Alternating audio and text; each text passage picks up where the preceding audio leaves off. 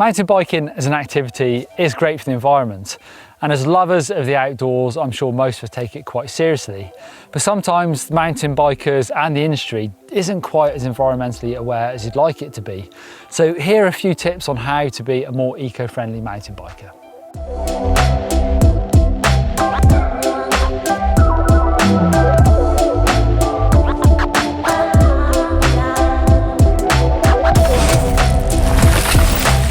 First step is thinking about how much you consume as a mountain biker, and most obviously your bikes. How often are you buying new bikes? There is a very good market for buying secondhand. I did a video just recently actually about how to buy a cheap secondhand bike. So there's definitely loads of resources around and ways of not consuming too much.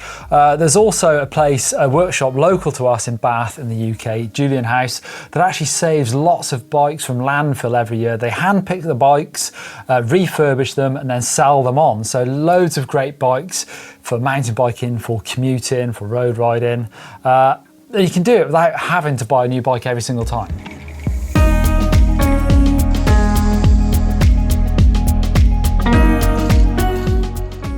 How else can you conserve and cut waste? Well, try and keep old components, use them for spares, or I actually have kept my very first mountain bike and I use it for my urban transport or my pub bike.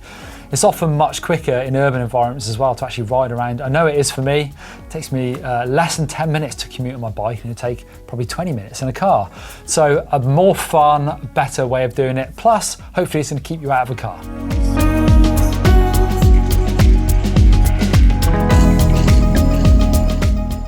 I am aware that I'm getting very close to being a hypocrite here because we do ride the latest and greatest kit here at GMBN, but it's worth thinking about the types of bikes and components you're buying as well.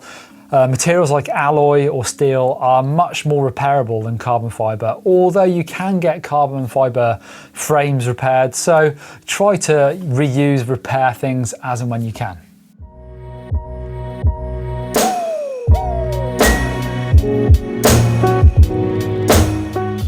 If you can avoid driving to the trails, then that's great. You can even get a few more miles in your legs to get there, or at least share the lift with friends. It's going to save an extra car going there. Many of us love to fly abroad for riding holidays, which is great, but obviously trying to reduce that is going to help. Or follow a great example led by professional downhill racer Laurie Greenland, who does do a lot of air miles to get to those races, and he offsets them environmentally.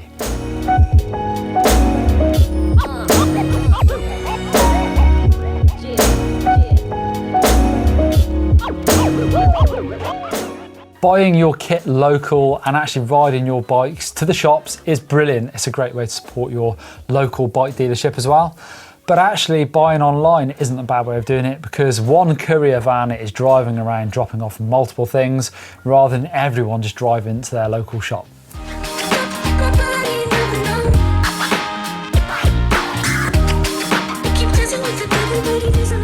It's getting much easier to avoid using single-use plastics as well.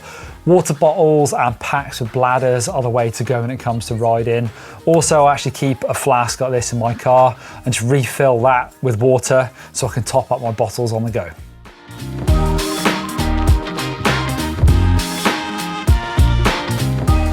You could also choose to spend your money with eco-conscious brands, famously Patagonia, but also Howie's are a British brand that make eco-conscious clothing. There's also that great old argument for buying cheap, buy twice. So if you spend money on cheap clothing, components, whatever, sometimes they're unlikely to last as long as actually stumping up the money and buying a quality piece of kit that will last you much longer.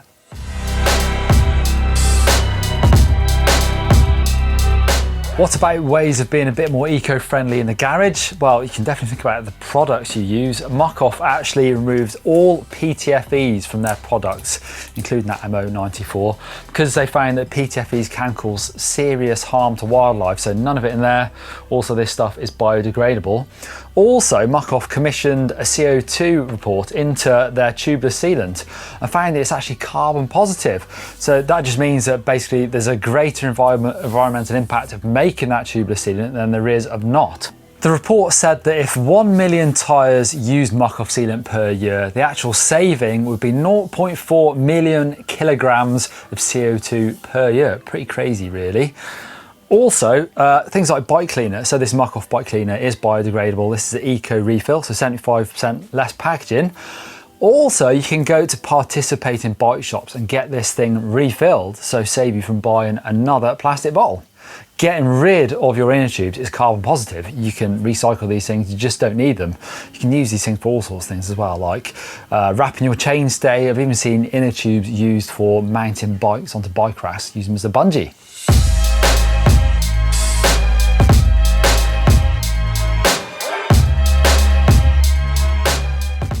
There's a couple more organisations that are doing some great work. Trash Free Trails is a mountain biker-led organisation that really try and encourage people to clear up their trails and wild places and reduce plastic pollution.